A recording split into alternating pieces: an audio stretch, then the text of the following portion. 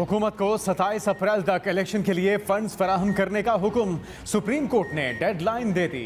वाजे किया अदालती हुक्म अदूली और उससे इन्हिराफ के संगीन नताइज हैं। आइन के मुताबिक वजीर आजम को असेंबली में अक्सरियत का एतमाद लाजिम है। बिल मुस्तरद होने का असर यह है कि हुकूमत पार्लियामान में अक्सरियत खो चुकी। इंतजामी उमूर कायमा कमेटी को भिजवाने की कोई मिसाल नहीं मिलती। इंतखाबी अखराजात ज़रूरी नौइयत के हैं, गैर अहम नहीं। हुकूमत का ग्रांट मुस्तरद होने का खदशा असेंबली के वजूद के खिलाफ है। अदालत ने इलेक्शन की तारीख अक्टूबर में ले जाने को नाकाबिले समात करार दे दिया। तहरीरी हुक्मनामे में कहा कि 14 मई को इलेक्शन कराने का हुक्म हतमी हो चुका। सियासी जमातों को मुज़ाकरात का मौका मिलना चाहिए। सियासी मुज़ाकरात आइन से मुतसादम नहीं होने चाहिए। सियासी मुज़ाकरात को अदालत के 14 मई के हुक्म से बचने का जरिया नहीं बनाया जा सकता। सुप्रीम कोर्ट ने वजारत दिफा की दरखास्त नाकाबिले समात करार दे दी। दरखास्त निपटा दी गई। सियासी जमातें मुत्तफिक हो जाएं तो गुंजाइश निकाल सकते हैं। मुज़ाकरात में इत्तफाक़ राय हुआ तो ठीक, वरना 14 मई का हुक्म दे चुके हैं। चीफ जस्टिस के मुल्क में एक साथ इंतखाबात कराने के केस में रिमार्क्स। सुप्रीम कोर्ट का सियासी जमातों को अपने नुमाइंदों के जरिए अदालती समात का हिस्सा बनने का हुक्म। चीफ जस्टिस ने कहा 90 दिन का वक्त 14 अप्रैल को गुजर चुका। आइन के मुताबिक 90 दिन में इलेक्शन जरूरी हैं। अटॉर्नी जनरल की तजवीज़ है सियासी जमातें मुज़ाकरात करें। हुकूमत ने आज पहली बार मस्बत बात की है। निगरान हुकूमत के 90 दिन से ज़्यादा बरकरार रहने पर भी आइनी सवाल उठता है। मामले को ज़्यादा तवील नहीं किया जा सकता। जस्टिस मुनीब अख्तर ने कहा अगर अदालत नोटिस ना लेती तो कौमी असम्बली तहलील हो चुकी होती। सूबाई असम्बलियों के होते हुए फिर कौमी असम्बली के इलेक्शन भी तो होने थे। जस्टिस एजाजुल एहसन ने रिमार्क्स दिए बरतानिया में जंग के दौरान बर वक्त इंतखाब हुए। अदालतों को कहाँ इख्तियार है इलेक्शन अगले साल करवाने का, कहे।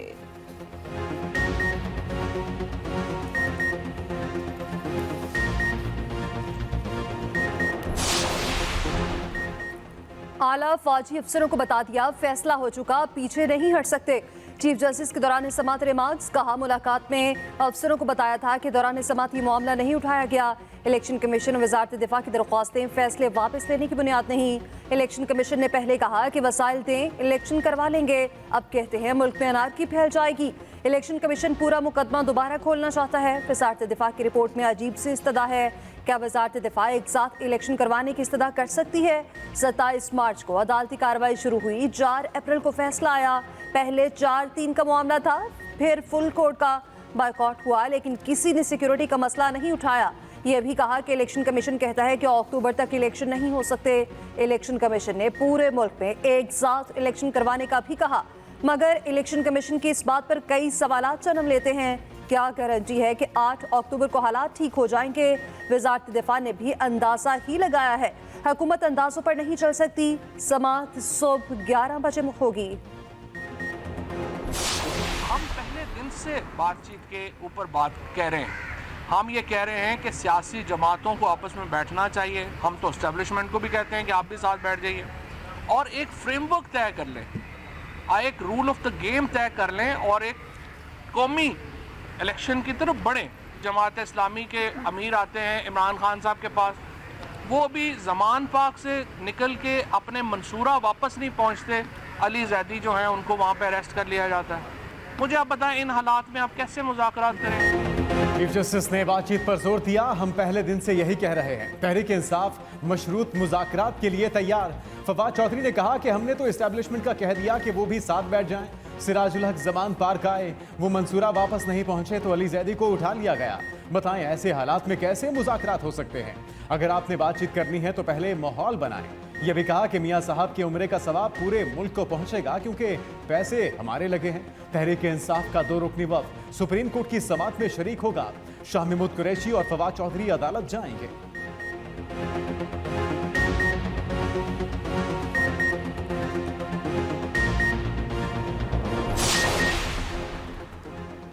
आसिफ जरदारी का मुज़ाकरात के मशवरे का खैर मकदम। चीफ जस्टिस की सियासी जमातों को इलेक्शन के लिए बातचीत को मस्बत करार दिया।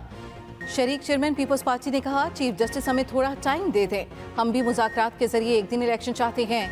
हमने चंद दिन पहले से आपस में मुज़ाकरात शुरू कर दिए हैं। हुकूमती इत्तेहाद एक मौके पर आ जाए, उसके बाद सियासी मुखालफिन से भी बात करेंगे। जमात इस्लामी का भी चीफ जस्टिस की पेशकश का खैर मकदम। कहा सुप्रीम कोर्ट से अपील करते हैं कि वो कुछ वक्त सियासी जमातों को दें। अमीर जमात इस्लामी सिराजुल हक की क़यादत में इखलास के साथ कोशिश जारी है। जमात इस्लामी ने दीगर सियासी जमातों से राब्ते और डायलॉग का सिलसिला शुरू किया हुआ है।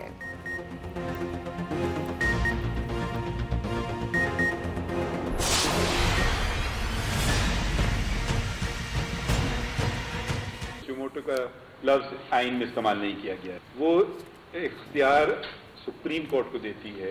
कोई ऐसा कानून पाकिस्तान का नहीं है, बल्कि मेरे ख्याल में शायद दुनिया में भी नहीं है, जहाँ के अपील का आपको हक ना दिया गया। जब आप किसी ओहदे पे बैठे हैं तो आपके पास अना नहीं होना चाहिए। जिस दिन मेरी अना आ गई तो मैं फिर जज नहीं रहूँगा, मगर इख्तिलाफ और से अना का कोई ताल्लुक नहीं है। खुद नोटिस का इख्तियार सुप्रीम कोर्ट का है, चीफ जस्टिस का नहीं। दोस्तों की राय कुछ और है। आइन के आर्टिकल 184C की शेख इन मसलों के लिए रखी गई थी जो अदालत तो दूर वकील तक भी नहीं पहुंच सकते। अगर किसी को इख्तिलाफ है तो आइन की शेख बता दें, मेरी इस्लाह हो जाएगी। सुप्रीम कोर्ट के जस्टिस काजी फायज ईसा का तकरीब से खिताब। कहा पाकिस्तान टूटने की बड़ी वजह गलत अदालती फैसला था। गलत फैसला एक करे या अक्सरियत गलत ही रहेगा। आइन पर भी बार बार वार किए गए लेकिन आइन कायम रहा। ये हमारे लिए ऐसा तोहफा है जो दोबारा नहीं मिलता। तारीख पुकार रही है, मासी से सबक सीखो। तारीख कितना सिखाएगी, 7 सबक तो दे चुकी। जीत कर सपियां तोड़ने के मामले पर राय नहीं दूंगा। जब ये मामला मेरे सामने आएगा तो देखेंगे।